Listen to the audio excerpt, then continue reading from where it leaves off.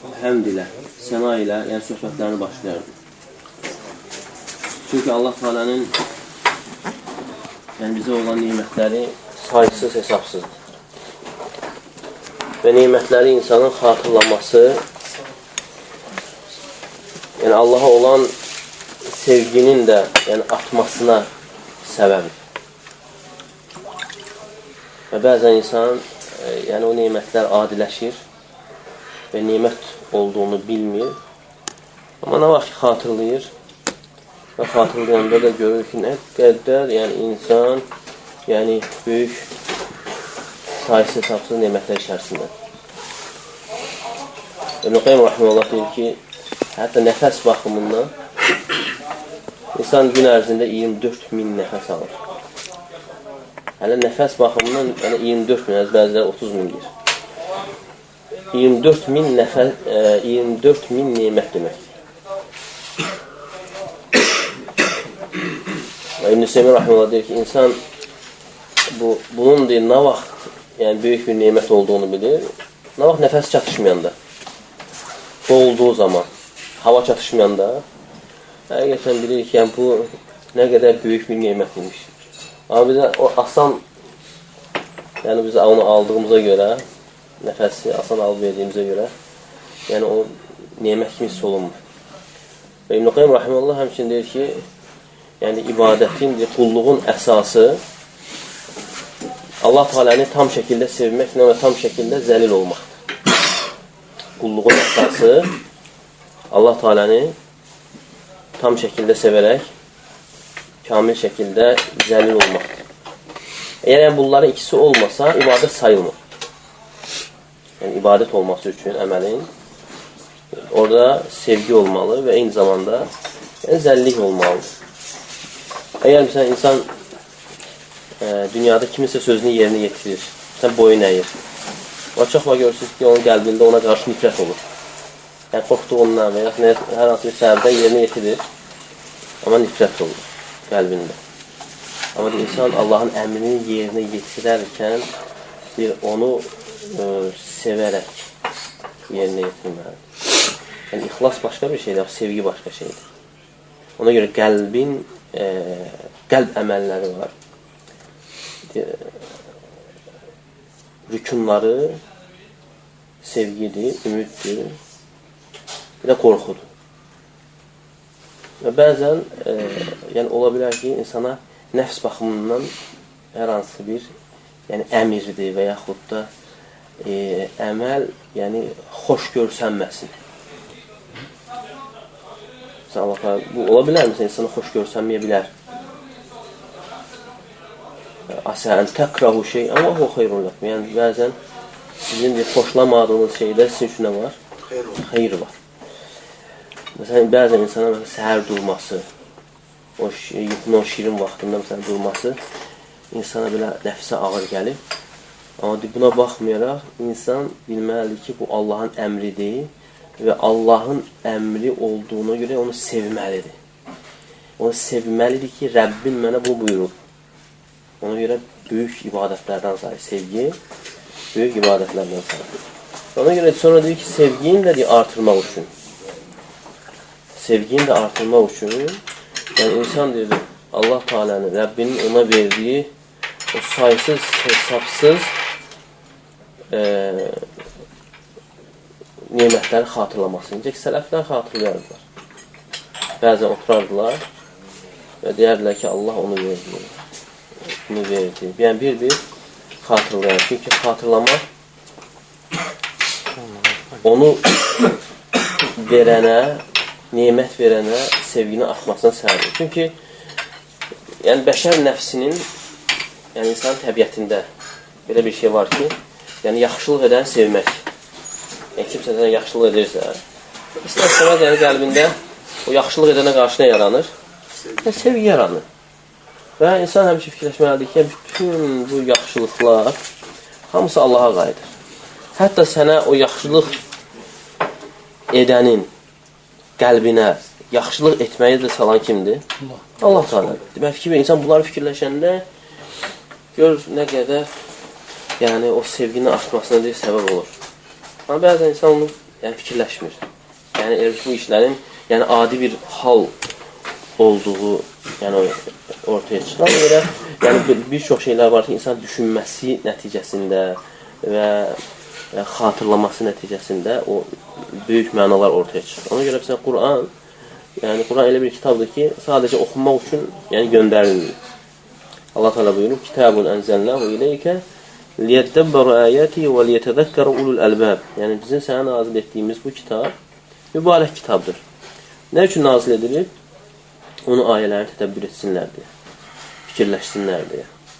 Yəni Rəbbim burada məndən nə istəyir? Və ağıl sahibləri də ibrət alsın.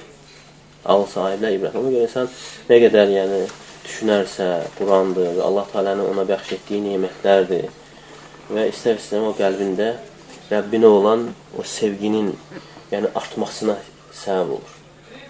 O sevgi olmazsa deməli ibadət sayılır və eyni zamanda da yəni sevgi ilə yanaşı zəlillik olmalıdır. Və zəlilliyin də yaranması üçün insan öz ayıblarını, öz günahlarını xatırlamasıdır. Yəni ona görə bunları insan xatırlayıb, həyata keçirərsə, yəni həqiqi qulluq ortaya çıxır.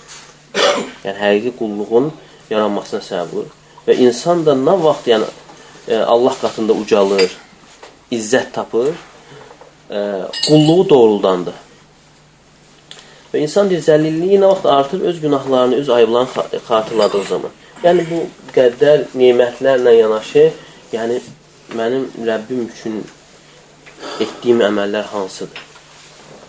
Əmirlər problem və üstəlik məsələn asiliklər, günahlar. Və ona görə bunu bilmək, yəni ən az faydalarından elə biri odur ki, yəni insan özünü xəstə olduğunu, özünün məsələn günahkar olduğunu bilir. Əgər bir insan özünün xəstə olduğunu hiss etməzsə, həkimə gedərmi? Və yaxud özünü müalicə edərmi? Və həmçinin insan özünün günahkar olduğunu bilmədisə, tövbə edərmi? Deməli, bəzən insan elə gəlir ki, məsələn, mən namaza gedirəm, və ya filan əməllər edirəm, içki içmirəm, oğurluq etmirəm, zina etmirəm, elə bir ki, hər şey tamamdır. Və insanın yəni bu hal içərisində olması özü elə böyük bədbəxtçilik sayılır. Biri Abdullah ibn Mübarək yanına gəlir. Mən deyir, bir qatili gördüm. Adam öldürən qatil. Hansı ki, Qurana da baxanda yəni, qatilin günahı şirkə ən yaxın günah sayılır. İbn-i Qayyim Rəhməlullah, yəni bəziləri ki, ən yaxını zinadır. Amma belə çoxluq deyir ki, yəni qatil günahı daha yaxındır. Şirk böyük günah. Zina böyük günah. Evet ya. Hətta şirkə ən yaxın, İbn-i Qayyim Rəhməlullah deyir ki, ən yaxın günah sayılır. Zina. Orada yəni nəfs istəyinin çünki hər bir günahda şirk var. Hər bir günahda şirk var. Və o günahın şiddətli olmasına görə şirk böyüyür. Və deyir ki, mən fikirləşdim ki, özümdə, yəni mən ondan xeyləm, çünki mən adam öldürməmişəm. Abdullah ibn Mübarək mənə dedi ki, deyir, sənin özünə əmin olmağın, arxain olmağının günahı onun günahından şiddətlidir. Ona görə yəni incəliklər yəni olduqca yəni çoxdur. Yəni insan müəyyən əməllər edir və sonra yəni özünün bilmədən yəni müəyyən bir dərəcəyə çatdığını insan hiss edirsə, artıq elə insanın həlakı ilə uçurumu oradadır. Yəni Qayyim Rəhməlullah deyir, əgər səndə nə vaxt bu hisslər yarandısa, bil ki, uçurumdasan, dərhal onu düzəltməyə çalış. Yəni insan yəni öz nəfsi ilə etdiyi əməllərinə görə öz nəfsi ilə razı qalarsa və özünü başqalarından üstün tutarsa, həm pis gündədir, müşrikdir, kafirdir, yəni özü yaxşıdır. Həm belə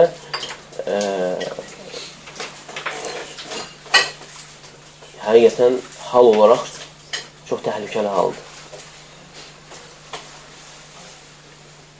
Peyğəmbər s.ə.v buyurur ki, mən qalə hələkən nəs fəhvə əhləkum, kim desə ki, yəni insanlar həlak oldu, və birinci həlak olan özüdür. birinci həlak olan özü. Və bir uşaq ölür, körpə. Və Ayşə anamız deyir ki, "Usfurun min asafil cənnə." Yəni, cənnət sərçələrindən biri sərçədir. Nə günah işlədi, nə də günahı bildi, deyir. Və Peyğəmbər s.ə.v buyurur ki, "Əvə qeyrə dəlikə ya Ayşə." Deyir, ey Ayşə, sən belə demə. "Və ənə Rasulullah, lə ədrimə yuf'alu bi və lə bikum." Mən deyir, Allahın elçisi olduğum halda mənə və yaxud sizə nə ediləcəyini bilmirəm. Yəni, mənim halımın nə olacağını mən bilmirəm. Yəni, belə baxanda, əhl-i sünnədə demək olar ki, ittifaqdır ki, müsəlmanların uşaqları cənnətlikdir. Amma yenə Peyğəmbər s.ə.v nəyə öyrədirdi? Yəni, Rəbbi ilə ədəbli olmasını. Rəbbi ilə danışıqda, yəni ədəbə, yəni riayət etməsini. Çünki İbn Teymiyyə rəhməhullah deyir ki, riyakar insan insanları Allaha şərik qoşur. İnsan riya edirsə, yəni etdiyi əməli ilə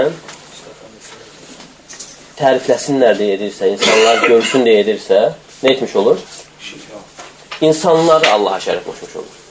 Amma öcv olan insan, yəni öz nəfsi ilə razı olan insan isə, mu'cəb insan deyil, nəfsini, özünü Allaha şərik qoşmuş olur. Ona görə, məsələn, bunları biləndə, sonra bilirsən ki, tövhid məsələsi elə asad deyil. Tövhidi danışmaq başqa şeydir, yəni tövhidi yaşamaq başqa şeydir. Ona görə, Muhammed Allah'a kitab tövhiddə bölüm açıdır ki, və mən haqqaqat tövhid. Kim tövhidi doğruldarsa, düzgün şəkildə həyata keçirərsə, yəni o da çox çətin məsələdir. Ola bilər zahirən pirə getməsin insan, müsəlman və digər şeylər. Amma bəzən də elə bir şeylər qəlbində olar ki, ondan da betər olsun. Qəlbində olan o şirklər daha da şiddətli ola bilər. Allah qorusun. Yəni, çünki bunları insan bilməsi, yəni ən azı insana nəyi qazandırır? Yəni, özünü tanımağı və özü haqqında yenə qorxu içərisində olmağı. Və sonra da yenə imkan düşdükcə olduğu yerdə, iş yerində, ailədə və hara gedirsə, yəni o duyduğu ləzzəti, sevinci, xeyri insanlarla yəni bölüşməyə səy göstərir, çalışır.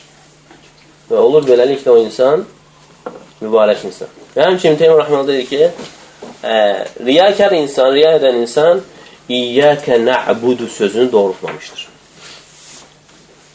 Dili ilə deyir ki, İyyəkə nə'budu, yalnız sənə ibadət edirik. Əgər ibadətində məqsəd kimsə eşitsin, görsün, tərifləsin varsa, deməli, sözü ilə feili düzgün gəlməlidir. Deməli, doğrultmamışdır. Dili ilə deyir, yalnız sənə ibadət edirik, Fatihə surəsində. O mu'cəb insan isə, yəni öz nəfsi ilə razı qalan insan isə və İyyəkə nəstə'in sözünü doğrultmamışdır. Yalnız səndən yardım istəyirik. Yəni, müsəlmanın həyatı necə olmalıdır? Bu ayə üzərində. İyyəkə nə'budu və İyyəkə nəstə'in. İyyəkə nə'budu. Yalnız sənə ibadət edir, bu lillah. Və İyyəkə nəstə'in, buna deyirlər billah. Yəni, həyat necə olmalıdır? Lillah və billah. Lillah. Yəni, Allah üçün billah, Allahdan yardım istəyər və həmçinin etdiyi əməlləri kimdən görərək? Allahdan görərək. Hər bir əməli.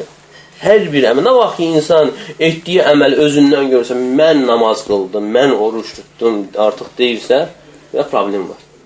Ona görə İbn Qayyim rəhməhullah deyir ki, bil ki, deyir, namaz qılan edən Allahdır. Oruç tutanı oruç tutan edən Allahdır. Ona görə əzanda biz nə deyik? Əzan sözləri təkrarlanır və Hayyə alə-s-salah, hayyə alə-fəlah sözlərində nə deyirik? La havlə və la quvvətə illə billah. La havlə və la quvvətə illə billah. Nə deməkdir? Güc və quvvət yalnız Allah. Nə deməkdir bu? Güc və quvvət yalnız Allah'tandır. Belə deyirik. Amma bəzən insan onun mənasını, yəni mənasına varmır, onu dərk eləmir. Nə deməkdir? Belə söz olaraq, məna olaraq aydındır. Amma nəzərdə tutulan nədir? Öldürən, yaradan, hər şey Allah'tandır. Yəni, güc və quvvət yəni Allah'tandır. Yəni, mən oturmuşam səhvdə. Məsciddə əzan verilir. Namaza gəlin. Xoşbəxtliyə gəlin. Hayyə alə-s-salah, namaza gəlin. Və fəlah, xoşbəxtliyə gəlin. Ola bilər, kimsə evindədir, kimsə məsciddədir. Hətta evdə eşidən deyir ki, la havlə və la quvvətə illə billah, güc və quvvət al. Yəni mənim evimdən çıxıb məscidə getməyim üçün güc və quvvət kimdəndir? Allahdandır. Yəni Allahın yardımı olmasa mən bunu edə bilmərəm. Hətta sən səhvdə olsan belə deyirsən ki, la havlə və la quvvətə illə billah, yəni mənim bu səhvdə ayağa qalx. Belə baxanda heç problem görsənmir. Amma yenə insan düşünməlidir ki, mən olduğum yerdə ayağa qalxaraq namaz qılmağıma Allahın yardımı lazım. Allahın yardımı olmasa mən heç onu da edə bilmərəm. Ona görə alimlər deyir ki, Allah Teala Quranda buyurur ki, qad əfləhə mən zəkkə. Xoşbəxt olan kimdir? Qad əfləhə artıq elə bir ki, təhqiqdə, yəni xoşbəxt oldu, nicat tapdı, nəfsini təmizə çıxaran. Və qad xabə mən zəkkəhə və nəfsini batıran, günaha batıran ziyana uğradı. Yəni nəfsini təmizə çıxaran, nəfsini təmizləyən. Bir var, nəfsi təmizləmə iki cür olur. Bir var, insan sadəcə öz nəfsini təmizləməsi, təmizə çıxarması, özünü tərifləməsi ilə olur. Necə ki, başqa ayədə Allah təala buyurur: "Fələ tusakku anfusakum", özünü təmizə çıxarmayın. Huve a'lemu bimen ittaqa. Yəni kimin daha təqvalı olduğunu, Allahdan daha yaxşı qorxan Allah bilir. Yəni, bu sözü bu məzəmmət olunur. Amma buradakı bu ayədə nəzərdə tutulan təmizə çıxarmaq nədir? Yəni insan, yəni etiqaddır, əməldir, sözlərdir. Bütün bunların hamısı ilə nəfsini təmizləməsi. Və həmçinin də deyir ki, bu yerdə insan əzan veriləndə, belə baxanda adi bir sözdür. Əgər insan əzan verilərkən, hayyə alə-səlah, hayyə alə-fələh sözündə la havlə və la quvvətə illə billah sözünü, mənasını dərk edərək deyərsə, nəfsini təmizləyən ən güclü amillərdən sayır. İndi gör, insan bir dəfə deyirsə, bu insan nəfsini təmizləyir. Və hər dəfə bu mənanı insan xatırlayaraq deyərsə. Yəni bizdə bəzən insan deyir, o artıq dil vərdiş eləyib, vərdiş elədiyinə görə deyir. Amma bir də hər dəfə insan bunu xatırlayarsa, yəni mənim hər hansı bir əmələ, namaza, oruca, digər hər hansı bir xeyir işə müvəffəq olmağım yalnız Allahdandır, bunu dərk edərək deyərsə, gör nə qədər insanın nəfsi təmizlənməsinə. Bir gün, 2 gün və il boyu belə etmiş olarsa, gör nə qədər insan nəfsi, yəni şər hisslərdən təmizlənmiş olur. Ona görə yəni insana fayda verən də yəni budur. Bunlar bilinmədiyinə görə çox vaxt problemlər yəni ortada yaşanır və insan bir-iki kəlmə öyrənir və sonra yəni artıq özünü yəni üstün bir yəni insan hesab edir və hamıya yəni yuxarıdan aşağı baxır. Yəni bu da problemdir. Özü bilmədiyi haldır. Buna görə alimlər deyir ki, bəzən də insan hətta məsciddə oturduğu halda məhv ola bilər. Məsciddə oturduğu halda.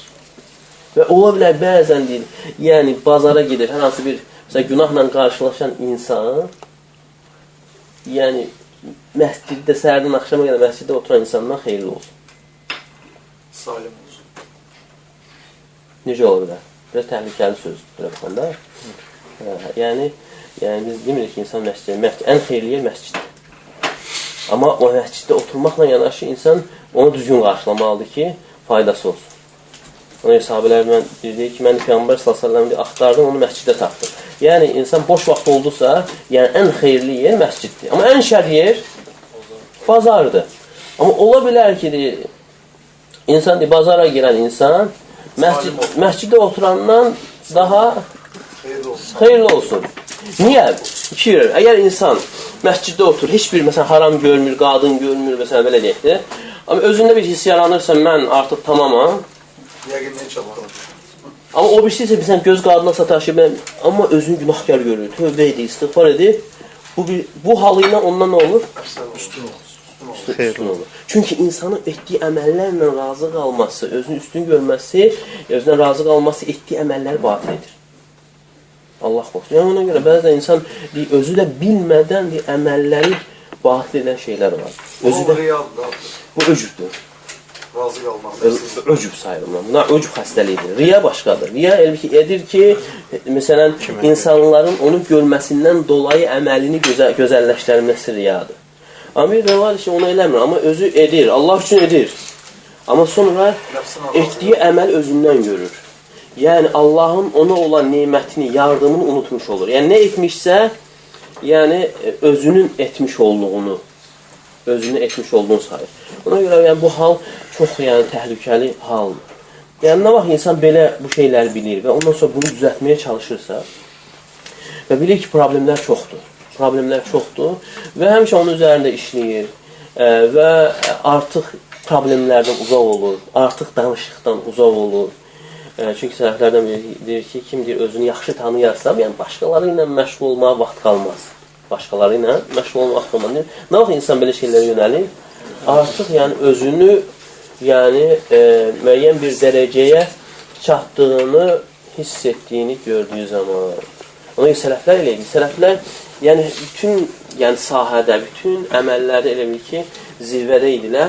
Amma yəni bununla yanaşı özlərini heç bir dəyər sahibi hiss eləməzdilər. Heç bir dəyər sahibi. Ona görə İbn Qayyim rəhməhullah deyir ki, yəni müsəlman elə olmalıdır. Müsəlman deyir, əməlləri yaxşı yerinə yetirməli və sonra da yəni elə bil ki, özünü ayaq altında sınmış, tikə-tikə ovxalanmış bir saxsı qab kimi hiss etməlidir. Mənası aydın da, yoxsa? Əgər məsələn bir qabdırsa, onu tikə-tikə ovxalayandan sonra, yəni qab heç nəyə yaramır. Yəni bir onu ortadan sınırsa, ikiyə ayırsa, sən bunu düzəltmək olar, sıvarqalamaq olar.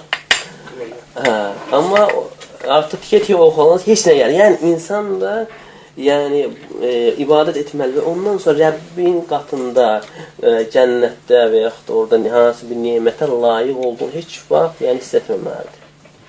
Çünki insan layiq ola bilməz. Əməli ilə layiq ola bilməz.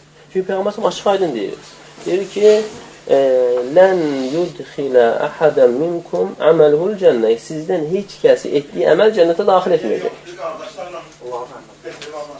Yalnız Allah'a rəhmət. Bəli, sonra soruşdular, ya Rasul, hətta sən də, hətta mən, əgər Allah təala məni öz lütfü mərhəməti altına almasa, deməli, insanı cənnətə daxil edən Allah Taala'nın mərhəmətidir. Yəni, etdiyi əməl deyil. Sadəcə əməllərin özü də Allahın rəhmətini qazanmağa səbəbdir. Ona görə, məsələn, hər tərəf insan bütün dəlilləri belə götürəndə, yəni olur əhl-i sünnə, amma düzgün götürməyəndə olur problemli bir insan. Ona görə sən əməl də etməli, çalışmalı, bütün əməlləri yaxşı yerinə yetirməyə və sonra heç vaxt bilməməlidir ki, yəni o etdiyi əməl özünün hünərinə görədir, özünün gücünə görədir. Aleykümselam. Layiqdən Allah subhanət Allah. Əlbəttə müvəffəq. Ona görə insanı məsələn ki, əməl etdikdən sonra, alimlər buyurur, əməl etdikdən sonra deməsi ki, ey Rəbbim, məni nəyə müvəffəq etmisənsə, bütün bunların hamısı səndəndir və sənin yardımınladır və sonra qəbul et deyərsə, həm də nəfsini təmizlənmə, bu da həmçinin nəfsi təmizləyən amillərdən sayılır. İnsanın Allaha mənsub eləməsi, etdiyi əməlləri və həmçinin eyni zamanda duasının da qəbul olunmasına nə olar? Səbəb olar. Yəni ona görə bu məsələlər mühümdür. Yəni bunları insan daima xatırlaması, bilməsi, insanın özünün salamat qalması üçün. Və həmçinin nəyi bilməli? Bilməli ki, şeytan, düşmən pusudadır. Düşmən həmişə çalışır. Yəni şeytan həmişə hər bir vasitə ilə insanoğlunu günaha düşürməyə çalışır. Heç vaxt insan arxayın olmasın ki, artıq mən tövhidi bilirəm, problem yoxdur. Və nə qədər problemlər var. İbn Qayyim rəhməhullah deyir ki, Allah Taala'nın elə bir əmri yoxdur ki, orada şeytanın iki nəzğəsi olmasın, iki vəsvəsəsi olmasın. Ya da insanı ifrata vardır və yaxud da təfrid. Və çalışır ki, insan sırat-ı müstəqimdə, əhl-i sünnənin yolunda, orta yolda qalmasın. Və ondan sonra hansına nail oldusa ona məhəl qoymaz. Çünki ikisi də nədir? İkisi də uçurumdur, ikisi də zəlalətdir. Və çox ağırdır, çox təhlükəlidir. Və insan, şeytan elə bir ki, deyir, İbn Qayyim rəhməhullah, yəni insanı iyiləyir. İnsanı iyiləyir. Hansına meyillidir. Əgər görürsə ki, məsələn, insan fəaldır, ona şübhələr yerilir. Və insan azmasan tərəfdəndir. Ya şübhədir, ya şəhvətdir. Görürsə ki, insan belə fəaldır, öyrənməkdə, əməldə ona şübhələr verir. Və görürsə ki, belə tənbəldir, ona şəhvətlərlə. Şəhvətlənir. İkisi də zəlalətdir. Şübhələr zəlalətdir, şəhvət də zəlalətdir. Deməli, salamat olan hansıdır?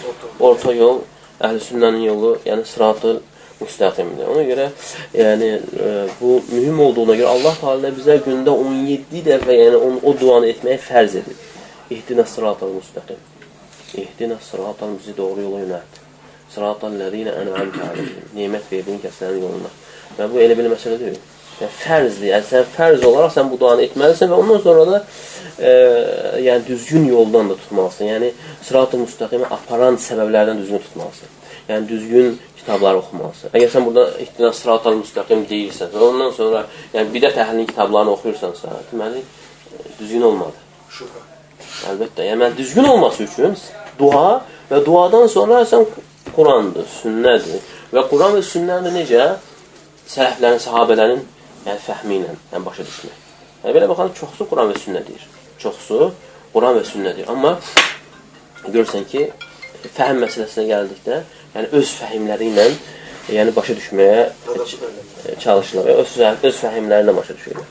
Ona görə yəni insan düzgün yönələndə və niyyəti də düzgün olanda, düzgün də addım atanda, yəni Allah Teala insanı qoruyur. Allah Teala insanı qoruyur. Çünki Allah Teala sifətlərindən biri adil sifəti, yəni ədalət sifətidir. Yəni heç vaxt, yəni belə deyək, heç nəsil, heç bir səbəbsiz Allah Teala qulunu azdırmır.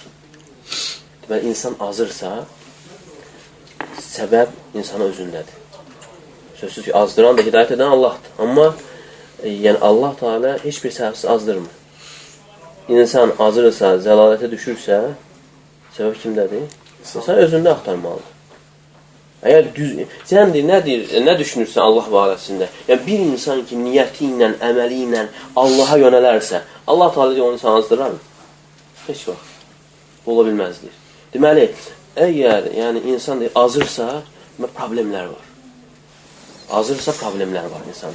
Ona görə İbn Qayyim rahimehullah deyir ki, əgər bir insan deyir, zahirən və daxilən düzgün olarsa, həm zahirən salih olub, sən daxilən də qəlbində başqa yəni xəbis niyyətlər olmazsa, insanın həm salamat qalmasına və həmçinin sonunun da yaxşı qurtarmasına səbəb olar. Allah Teala hər birimizin sonunu gözəl eləsin.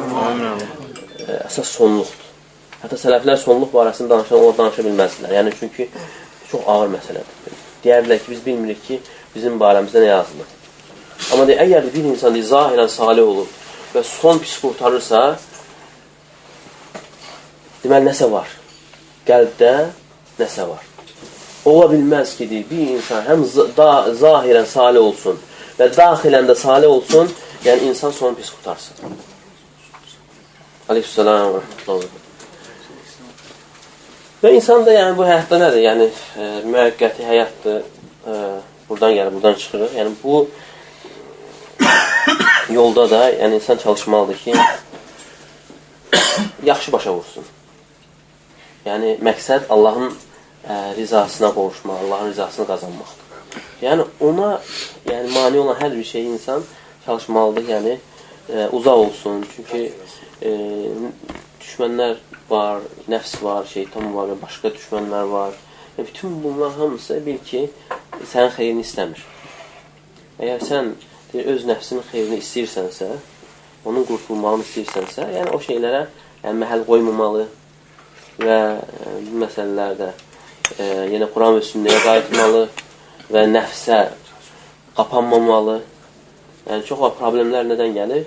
Problemlərin çoxu insanın nəfsinə olan tabiçiliyindən, nəfsə qapanmasından irəli gəlir və yaxud nəfs üçün intiqam almasından irəli gəlir. Nə vaxt ki, insan yəni təmkinlə, səbirlə və həmçinin Quran və sünnəni araşdırıb və məsləhətləşib əməl eləyərsə, inşallah yəni orada xeyirlər olur.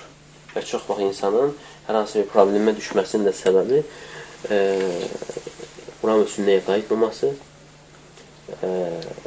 nəfsi hisslərinə qapanması və məsləhətləşmədən yəni addım atmasıdır. İntiqam hissi də çox var nə olur? Bir var intiqam insan Allah üçün olsun, bir də var nəfs üçün intiqam olsun. Peyğəmbər sallallahu heç vaxt nəfs üçün intiqam olmazdı. Amma o vaxt ki, Allahın qadağaları pozulardı, onda Peyğəmbər üzü qızarar, yəni artıq qəzəb hissi olunardı. Amma nəfsi üçün, hətta bədəvi gəlib Peyğəmbər sallallahu yaxasından da artır. O rida olur. Rida özə belə kobud bir parçadan. Hətta Peyğəmbər s.ə.v boğazına iz salır. Deyir, ey Muhammed, Allahın sənə verdiyindən mənə ver. buraxandan sonra deyir ki, ona verin. Sahabələr onu məhv eləmək istəyirdi, amma Peyğəmbər s.ə.v yəni heç nə etmədi. Yəni nəfsi üçün heç vaxt intiqam almıyor. Amma vaxt qadağalar pozulardı, Allahın əmri və yaxud da qadağaları işlənərdi. Onu da Peyğəmbər s.ə.v deyir, üzü qızarardı və üzündə hiss olunardı. Qəzəb üzündə hiss olunardı.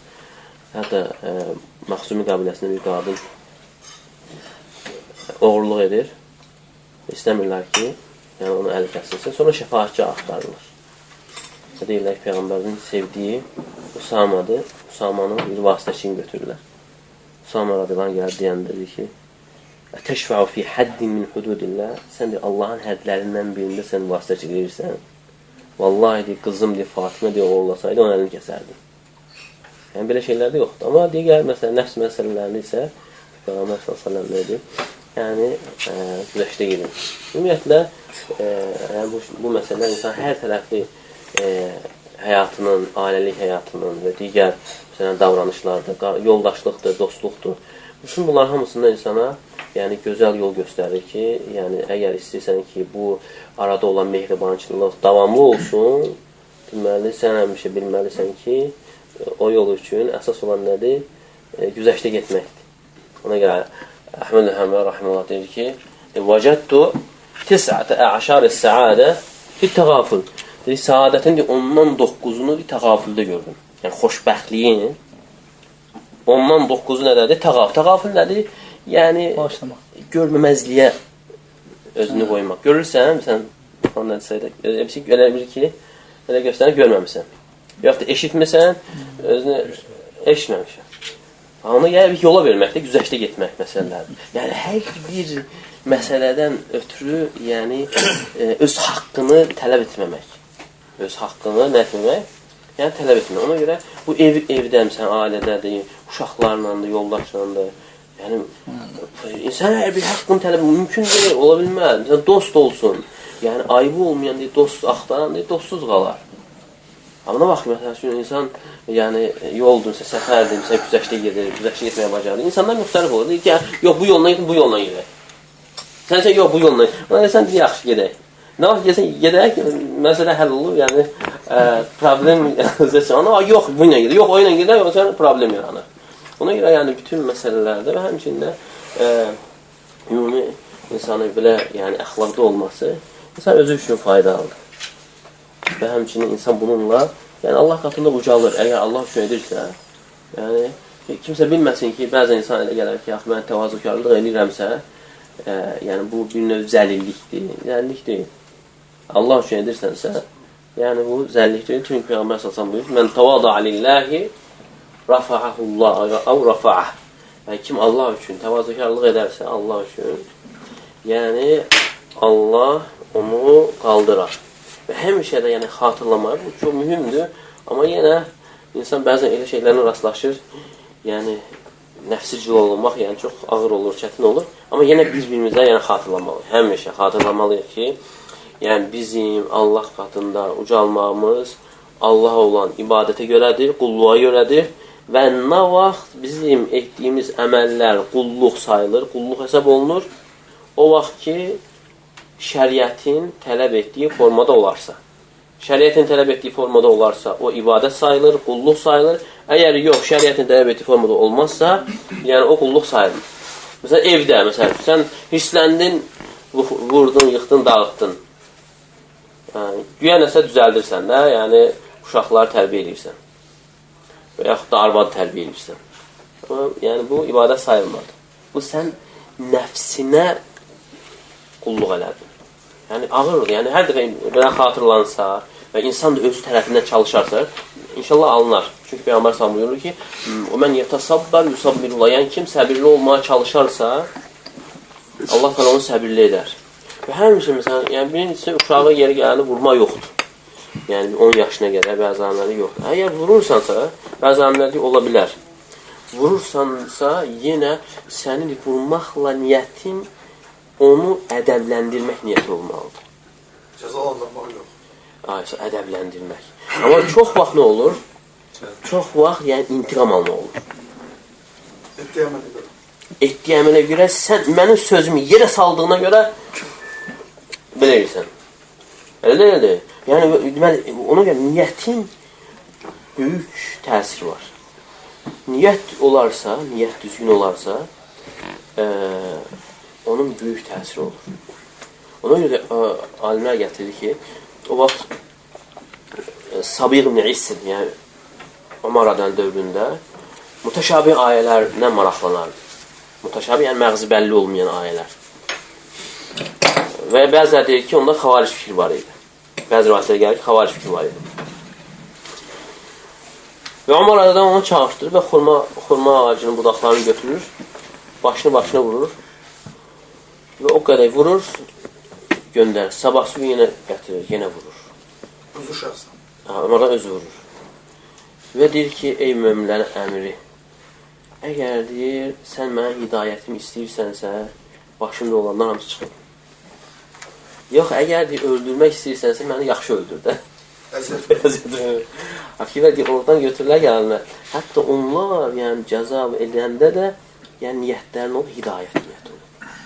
Yəni bunu həmən anda insanın əldə eləməsi asad deyil, çətindir. Yəni, Ömər Adanın niyyəti hidayət idi və ona görə ki, başından çıxır.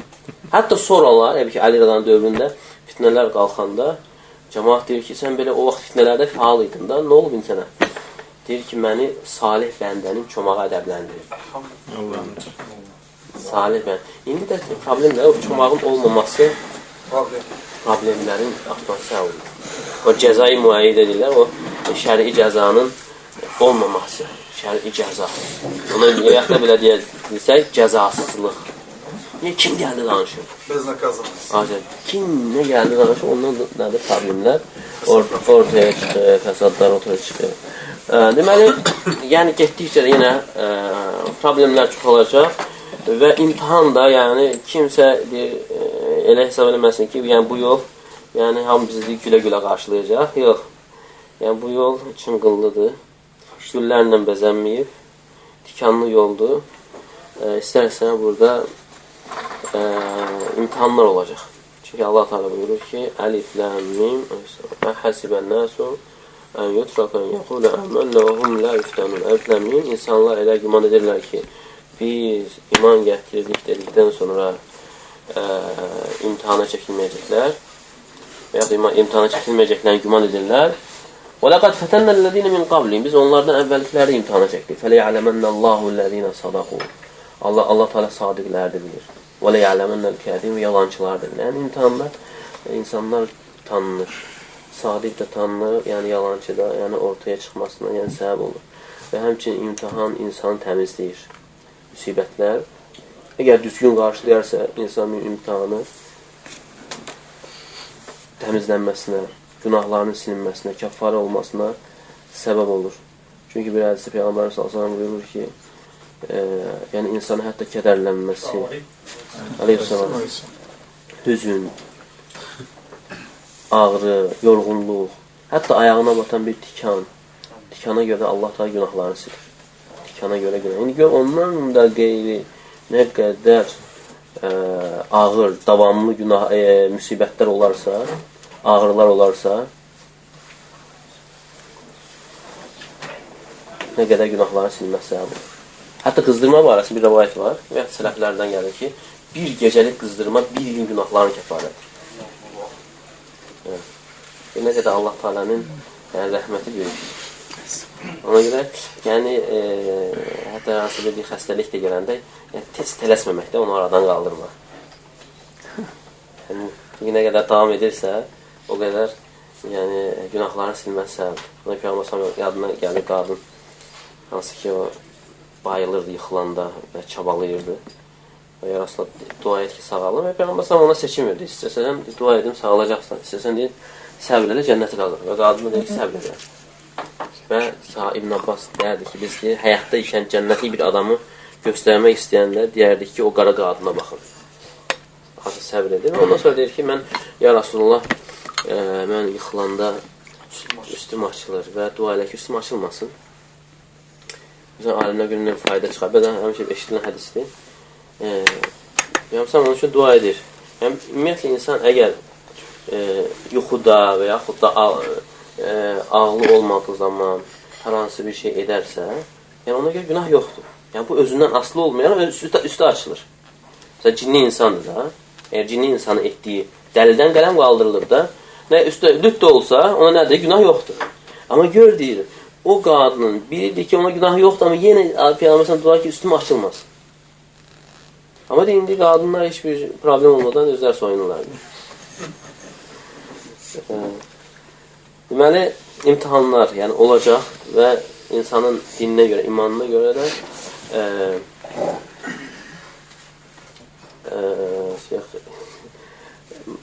həm də mən cəmi yaxdan deyəsən o, biraz başqaları gözəl gətirir, deyir ki, insan deyir imanına görə, imanda güclü olmasına görə imtihan böyük olur. Çünki hədisdə Peyğəmbər deyir ki, İnnə izaməl cəzai ma'izamil bələ. Deyir, mükafatın böyüklüyü, müsibətin böyüklüyünə görədir. Savabın böyüklüyü çox olması nəyə görədir? Müsibətin şiddətli olmasına görədir. Sonra gəlir ki, ən şiddətli əzaba düşür olanlar, əzaba yəni müsibətə düşür olanlar Peyğəmbərlərdir. Ən şiddət müsibət düşür Peyğəmbər. Thumməl əmsəlu fələm. Sonra onlara yaxın olan, daha oxşar olanlar. Deməli, bu hədisdən aşağı deyir ki, yəni nə qədər insan imanında güclüdürsə, müsibət də şiddətli olur. Azaldıqca nə də azalır? Müsibət də azalır. Başqa hədisin özündə gəlir. Əgər insanın imanında güclülük varsa, müsibət güclü olur. Əgər riqqa, naziklik, incəlik varsa, ona uyğun nə gəlir? Müsibət gəlir. Bu hədisi danışanı şeyh deyir ki, amma deyir, bizim kimi deyir, imanı zəif olan insanlardır, Allah Teala'nın da lütfüdür ki, yəni belə müsibət göndərmiş, Allah Teala öz lütfündən müsibət, çünki iman zəif olur, müsibət gələrsə insan daşıya bilmir də. İman olanı da daşıya bilir və insanın daşıya biləcəyi müsibəti göndərir və onunla həm günahları silinir və həmçində yəni dərəcəsinin qalxmasına səbəb olur. Ona görə heç vaxt insan yəni müsibətdir, çətinlikdir, ağrıdır, acıdır, heç vaxt arzulu olmamalı. Amma özü istəmədən olubsa, qarşılaşıbsa, amma yenə nə etməli? Səbr etməlidir. Və bilməlidir ki, burada nə var? Xeyir var. Çünki ən xeyirli olan afiyətdir. Yəni, salamatçılığa bərabər bir şey yoxdur. Salamatçılığa dəyər, bərabər bir şey yoxdur. Ona görə birisi, hətta əmisi ondan tövsiyə istəyəndə, belə əhatəli bir tövsiyə, deyir ki, sən afiyyət istə. Afiyyət. Yəni, afiyyət hər bir tərəfdə insan, həm din, bədən, mal, bütün salamatçılığı nəzərdə tutur. Yəni, onu əhatə edir. Yəni, nə qədər insan bunu istəməlidir, afiyyət istəməlidir və sonra və özü istəmədən nəsə olursa və orada üzərinə düşən yenə qulluğu həyata keçirməz. Demək, onda da qulluğu həyata keçirmədisə, deməli, boşa gedir və üstəlik günah qazanması səbəbidir. Yenə bayaq məsələyə qayıdırıq ki, nə də olsa, nə qədər çətin də olsa, ağır da olsa, yəni məsələlərin özündə nəyə qayıtmamaq? Nəfsə yox, şəriətə qayıtmaq. Şəriətə qayıtsa qulluq olacaq. Amma şəriətə qayıtmasa yenə qulluq olacaq. Nəyə qulluq? Nəfsə qulluq olacaq. Yəni insan həmin. Ona görə məsələn bu məsələ çox unudulur. Bəzən insan yəni birdən-birə yəni rastlaşır və elə bil ki, nəfsi cilovlamaq ağır olur və görürsən ki, hər hansı bir sözlər çıxır və yaxud hərəkətlər hasil olur və ondan sonra yəni istər-istəməz fəsad ortaya çıxır. Amma nə vaxt insan tələsmir və düşünür və orada olan yəni şəri hökmü araşdırır. Şəri hökmü araşdırır və şəri hökmü öyrənib onun tələb etdiyi şəkildə yəni addım atır və deməli o insan xeyir qazanır. Bu məsələ mühümdür. Deməli, çox vaxt unudulur. Hər dəfə belə yəni, xatırlansa, yəni insanlar bir-birlərinə, dost-dostuna, qardaş-qardaşa yəni, xatırlatmalıdır ki, olub, yəni ya insanlar tərəfindən olsun, yaxud da Allah tərəfindən gələn müsibətlərdir. Bunlar hər birində yəni, insanın üzərinə düşən nədir? Qulluqdur. Yəni, Allah Teala yəni, müxtəlif hallarla yəni insanın qulluğunu və qulluğunun həqiqətini yəni ortaya çıxartmaq istəyir. Bəzən, yəni ümumiyyətlə belə deyək də, insan bir tempdə, həyatı bir tempdə olarsa, yəni insanın qulluğu ortaya çıxmaz. Amma nə vaxt insan həyatı dəyişilir, məsələn, həyatın müəyyən müddəti zəngin, sonra sıfıra enir, sonra yenə qalxır. Yəni, müxtəlif vəziyyətlərə düşəndə onda qulluq ortaya çıxır. Amma yoxsa belə bir tempdə olanda yəni həqiqi qulluq bilinmir. İnsanlar da müxtəlifdir. Ona İbn Qayyim rəhməhullah deyir ki, işlər yaxşı gətirəndə, nəfsə xoş gələn məsələlərdə qulluq verilənlər çoxdur. Amma nəfsə ağır gələn məsələlərdə qulluq verilənlər azdır. Sonra misal gətirir. Deyir ki, isti yay günlərində sərin su ilə dəstəmaz almaq ibadətdir. Elə deyilmi? İbadətdir də. Və eyni zamanda nədir? Ləzzətdir. Amma bir də var, qışda işıq yoxdur, soyuq su var. Yəni o demək deyil, insan isti suyu qoyub soyuq suyuna dəstəmaz. Amma dəstəmaz almaqsa isti su yoxdur. Soyuq. Deməli, bu da ibadətdir, amma nədir? Nəfsə ağır gəlir. Bunda müvəffəq olanlar üstündür, savabı da böyükdür və həmçində azdır. Bu sadə bir misaldır. Ümumiyyətlə, İbn Qayyim rəhməhullah çox gözəl gətirir ki, ibadətlərin müxtəlif olmasının da hikmətlərindən də biri də odur ki, qulluğun ortaya çıxmasıdır. Və ibadətlərdə nə var? Namaz, şəhadətdən sonra namaz gəlir. Oruc, zəkat, həcc və digər əsas rükunlardan danışırıq da. Hamısı müxtəlif. Eləsi var, bu ibadətlər nə ilə bağlıdır? Bədənlə bağlıdır. Eləsi malla bağlıdır. Eləsi hər ikisi birlikdədir. Mal və bədən. Məsələn, həcc ikisi birlik. Həm mal xərcləyir insan, həm də bədən. Namaz tək bədəndir, oruc da bədəndir və zəkat isə nədir? Maldır. Deməli, elə insanlar var ki, onun üçün namaz qılmaq ilə su içmək kimi bir şeydir. Heç bir problem yox. Amma oruca gələndə oruc onun üçün ağırdır. Və yaxud da zəkata gələndə bir qəpik çıxmır ondan. Və yaxud da insan var, xərcləsin. Milyonlar xərci problem deyil.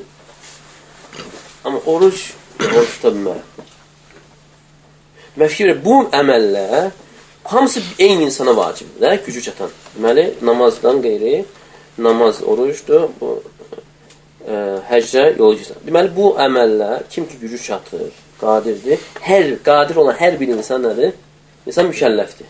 Deməli, artıq insan bunları edirsə, nəyə dəlalət edir? O insanın Allaha olan qulluğunun kamilliyinə və həqiqi qul olmasına dəlalət edir. Əgər tək biri olsaydı, fikir və nə deyir? Tək biri olsaydı, onda qulluq ortaya çıxmazdı, deyir. Niyə? Çünki insanlardan tək namaz olsaydı, insanlardan ellər var ki, yəni onun üçün adi bir şeydir. Çox ağırlıq hiss eləmir. Amma müxtəlif olanda isə onda nə olur? Qulluq ortaya çıxır. Ona görə sən heç vaxt bilmə ki, Allah Teala müsibəti qulunu həlak etmək üçün, qulunu məhv eləmək üçün göndərir. Yox. Müsibət ona görə gəlir ki, qulun qulluğunu yoxlamaq üçün. Qulun səbrini yoxlamaq üçün gəlir. Deməli, burada müsibətdə kimin qul olmadığı ortaya çıxır. Eləsə gəlsən, müsibət gələn ki, vay işivən qoparır, ya Rab, sən niyə belə elədin, etirazlar və ondan sonra deyir, ya mən daha işlə eləmirəm. Müsibət, o artıq səbir eləmək sayılmır. Səbir nə vaxt sayılır? Səbir müsibətin ilk anında olandır. İlk anında. Ona görə ilk gəldisə, təmkinli olmaz. Səbir nə qədər ağır da olsa, düzgün qarşılayandan sonra axarına düşür. Amma düzgün qarşılamayan insan onun üçün nə gəlir? Problemin üstə problem gəlir. Allah Teala buyurur ki, "Mən yu'min billah yehdi qalbə." Kim Allaha iman gətirərsə, Allah Teala onun qəlbini hidayət edər. Qəlbini hidayət edər. Alqama rahimehullah deyir ki, nə deməkdir? Bu o insandır ki, başına müsibət gəldiyi zaman onun Allah Teala tərəfindən olduğunu bilər və onunla razı qalar və təslim olar. Və bu cür qarşıladığına görə Allah Teala onun qəlbinə nə salır? Sükunət, hidayət qoyur. Deməli, müsibət nədən ötürüdür? Qulun qulluğunu yoxlamaq üçün, yəni məhv eləmək üçün deyil. Ona görə insan həmişə Rəbbi barəsində, yəni gözəl zəmdə olmalıdır və həmçinin bilməlidir ki, Allahın feilində, əməlində heç bir şər ola bilməz. Heç bir şər ola bilməz. Ola bilər mi, bizə görsənən bir şey şər kimi görsənsin, xəstəliyin özüdür. Baş verən şeyin ola bilər, insan bir qəlbi ilə xoş görməyə bilər. Amma bilməlidir ki, burada xeyir var. Allahın feili olaraq, Allahın təqdiri olaraq nə var? Çünki Allah heç bir şeyi boş yer eləmir. Hər bir təqdirində nə var? Hikmət vardır. Allah Teala'nın çünki Peyğəmbər sallallahu buyurur ki, duasında "Vaşşarru leysə ileyk." Şər sənə aid deyildir. Şər sənə aid deyildir. Amma biz başqa yerdə isə deyirik ki, şər də, xeyir də, qədərin xeyri, şər də kimdəndir? Allahdan. Ona görə bunlar dəlillər cəm eləyəndə nə ortaya çıxır? Yəni Allahın feilində, təqdirində heç bir şər yox, xeyirdir. Amma şər hardadır? Şər baş verən şeylərdədir. Şər, məsələn, insan xəstəlikdir, şər kimi görsənir. Və yaxud da, məsələn, leysan yağış yağır. Millətin çoxunun tarlası, yerləri, otlaqları, sulanır, suvarılır. Bir insanın isə evi palçıqdan gəlsə ona evi uçur. Yəni, ola bilər, nisbi olaraq. Kimsə üçün şər olsun, amma ümumi olaraq nədir? Ümumi olaraq xeyirdir.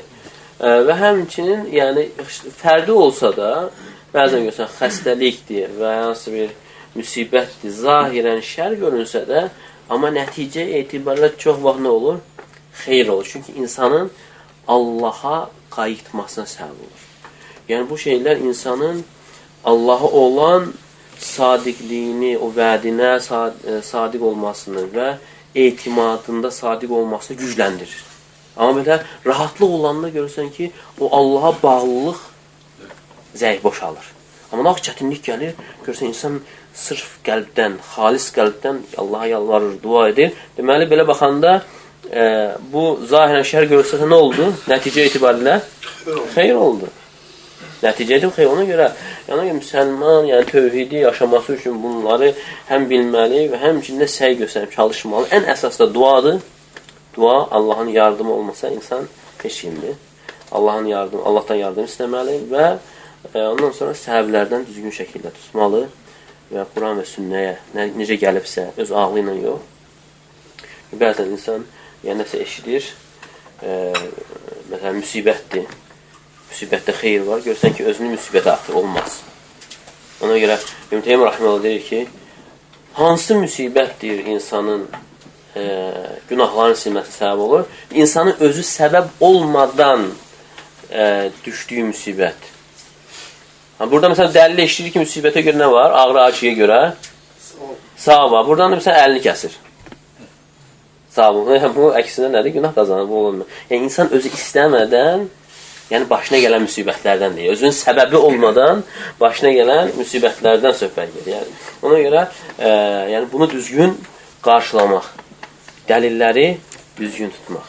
Yəni, Quran və sünnəni hər tərəfli götürmək. Çünki Allah Teala buyurur ki, Ya eyyuhellezine amenu dukhulu fis-silmi kaffatan. Yəni, ey iman gətirənlər, siz dinə bütövlüklə girin. Bəqərə surəsində. Dinə nədir? Tam şəkildə girin. Yəni, bir tərəfdən girib, bir tərəfdən buraxmayın. Əgər, ona görə, bax, bu məsələ mühümdür. Alimlər deyir, əgər bir insan bir məsələyə diqqət yetirsə, ancaq bir məsələyə, onu aşa bilmirsə, insan deyir, o məsələdə ifrata varacaqdır. Bu qaydadır. Özünüz də təcrübədən keçə bilərsiniz. İnsan bir məsələyə diqqət yetirir. O məsələni aşa bilmirsə, o məsələ nə olacaq? İfrata varacaq. Fakt, məsələn, insan var, cəhalətin üzr məsələsi. Düşür üstünə, birazdan sonra ifrata vardır. Aşa bilmir. Və yaxud da təkfir məsələsi. illərdir ondan danışır. Aşa bilmir, görsən onda nə olur? Təkvir məsələsi. Deməli, İslamda yəni əhl-i də təkvir var, niyə yoxdur? Amma şərtlərlədir də, necə gəldi? Deməli, nə olur? İfrata var. Bu qaydadır. Ona görə insan tam şəkildə dinə girmirsə, ancaq bir məsələdən tutub, ona diqqət yetirir, onun üzərində işləyirsə, deməli, nə olur? O məsələdə çaşmasına, ifrata varmasına, yəni səbəb olur. Çox uzatmayaq, Allah təala iştifanlar etsin. Allah təala hər birimizi yəni hidayətdə sabit eyləsin. Bizi irəlilədikdən sonra geriləməkdən qorusun, hidayətə gəldikdən sonra azmaqdan qorusun. İxlasla.com saytı tərəfindən təqdim olundu.